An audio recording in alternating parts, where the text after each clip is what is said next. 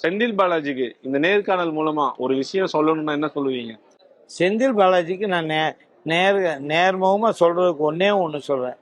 மக்களை சந்திங்க, மக்களோட கோரிக்கையை நிறைவேற்றி பாருங்க, உங்களுக்கு மக்கள் ஆதரிப்பாங்க.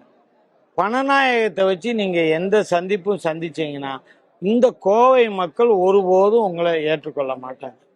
மக்களுக்கு நீங்க சேவை செய்யுங்க. உதாரணத்துக்கு நான் ஒரு சில விஷயங்கள் சொல்ல உங்களுக்கு ஆசைப்படுறேன். கொரோனா காலத்துல இந்த திராவிட முன்னேற்ற கழகத்து தோழர்கள் யாராச்சும் லாக்டவுன்ல வெளியே வந்தாங்க?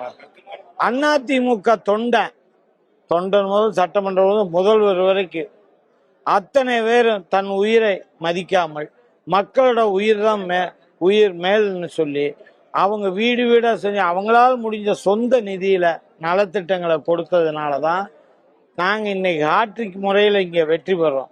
மக்களுக்கு சேவை செஞ்சால் மக்கள் நம்மளை பாராட்டுவாங்க, மக்கள் நம்மளை தூக்கி கொண்டாடுவாங்க. நீங்கள் அதை விட்டுட்டு 4 வருஷம் என்ன செஞ்சீங்க?